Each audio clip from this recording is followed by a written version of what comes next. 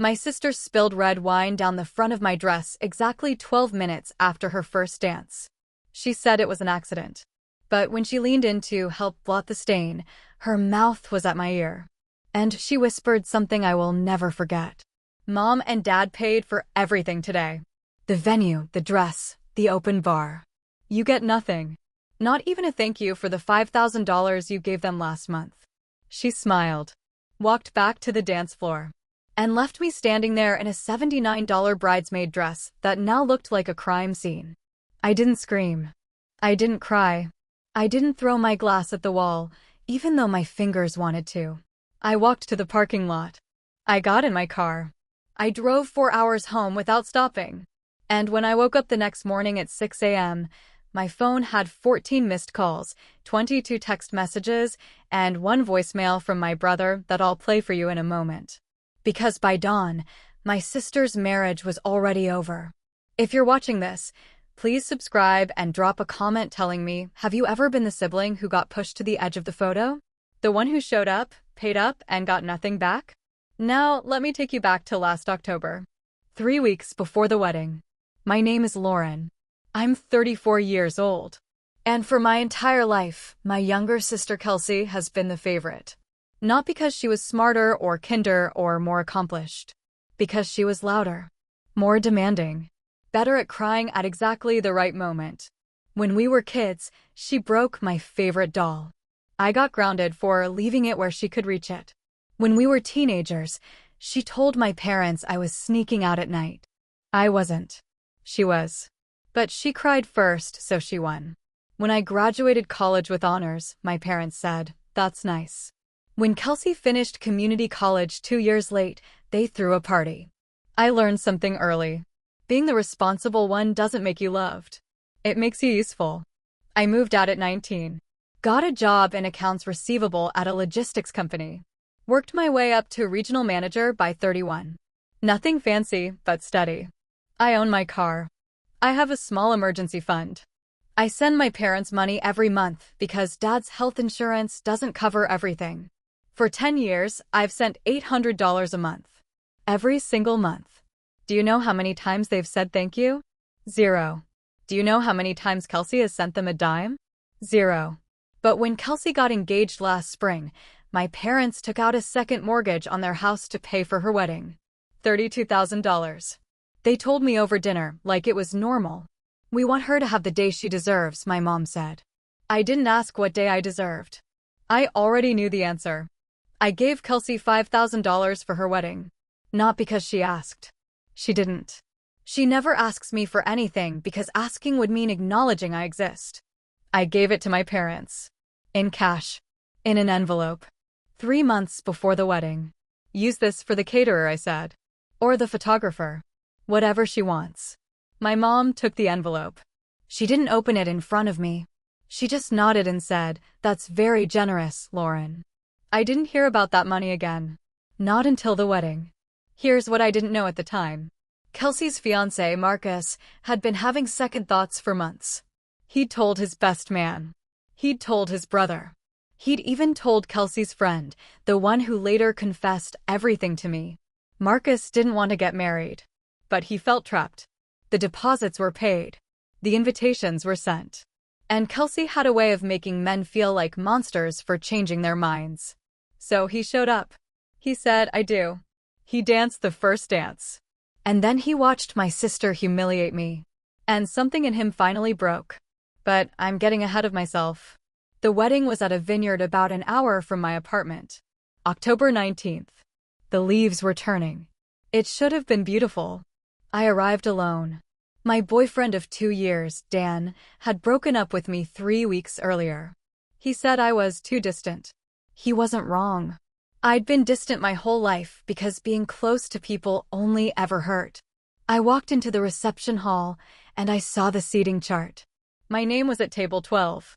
Table 12 was in the corner, near the kitchen door, surrounded by folding chairs.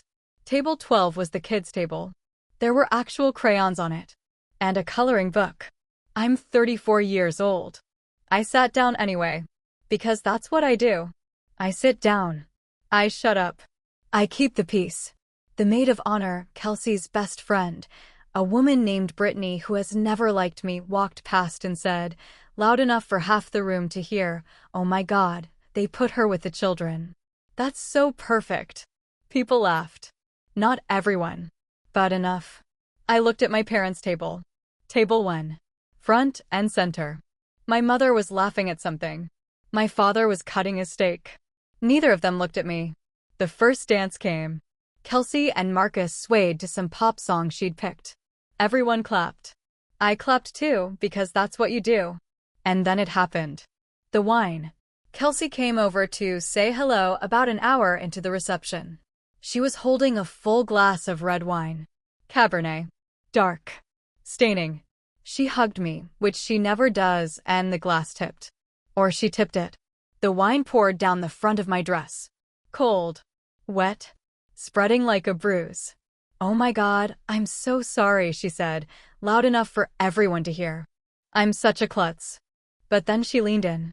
Her mouth was at my ear. Her voice dropped to a whisper. "Mom and Dad paid for everything today. The venue, the dress, the open bar. You get nothing. Not even a thank you for the $5,000. She pulled back. Smiled. Patted my shoulder like I was a child who'd scraped a knee. Then she walked away. Back to the dance floor. Back to her perfect day. I stood there for what felt like a full minute. The wine was dripping onto the floor. People were staring. The maid of honor was smirking. I didn't say a word. I walked to the bathroom. I grabbed paper towels and blotted the stain. It didn't help. The dress was ruined. But that's not why I left. I left because I finally understood something. I had spent 34 years being the responsible one. The one who paid. The one who showed up. The one who swallowed every insult, every slight, every whispered cruelty. And in return, I got a seat at the kids' table and a wine stain on a cheap dress. I walked to the parking lot. The gravel crunched under my heels. The October air was cold.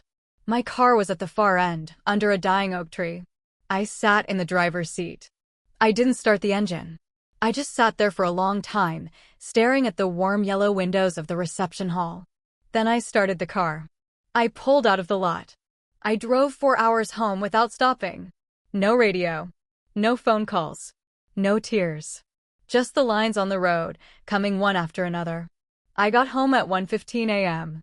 I took off the stained dress. I threw it in the trash. I went to bed.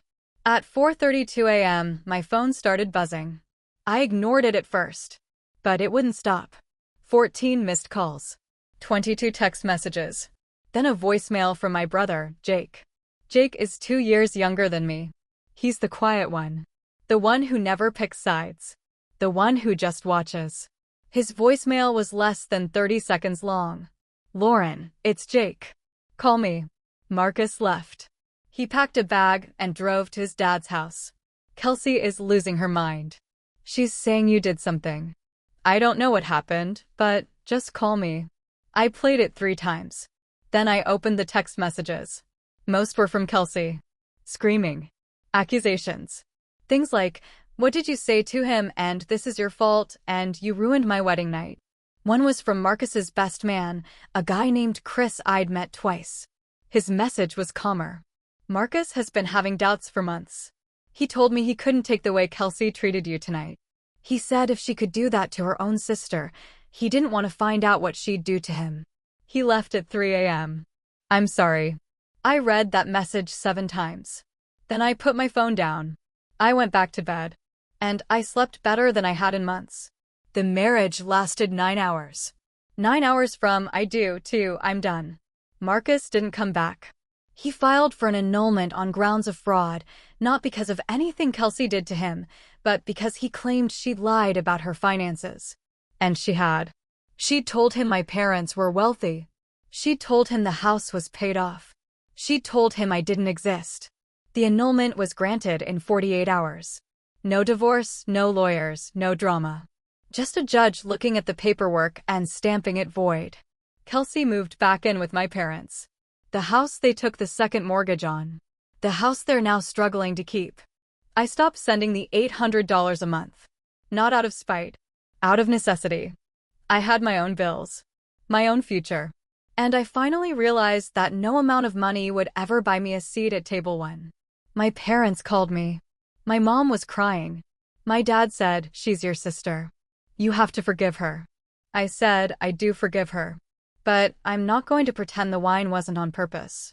And I'm not going to pretend the kids' table was an accident." Forgiveness doesn't mean going back for more. My mom hung up on me. That was 3 months ago. I don't hate my sister. I want you to hear that clearly. I don't hate her. She's selfish and cruel and deeply, deeply insecure. But she's also my sister. And somewhere under all that armor, there's a little girl who learned that the only way to get attention was to take it from someone else. That's not an excuse. It's just an explanation. I haven't talked to my parents in weeks. My mom sends me passive-aggressive texts. My dad doesn't text at all. My brother calls every Sunday. He's the only one who asks how I'm doing without making it about Kelsey. I still have the stained dress. I don't know why. I pulled it out of the trash the next morning. It's in a bag in the back of my closet. Maybe I'm keeping it to remind myself. Maybe I'm keeping it because throwing it away felt too final. Here's what I've learned. You can love your family and still refuse to be their doormat. You can show up, pay up, help out, and then one day, you can stop. You can walk out of a wedding reception with wine on your dress and never look back. And sometimes, the person who humiliates you doesn't need you to get revenge. They do it to themselves. If this story hit home for you, if you've ever been the sibling at the kids' table, the one who paid and never got thanked, the one who walked away, drop a comment. Tell me your story. I read every single one. And if you haven't subscribed yet, hit that button. There's another story in the description I think you'll want to hear. I'm Lauren. Thanks for listening. Take care of yourself. You're allowed to leave.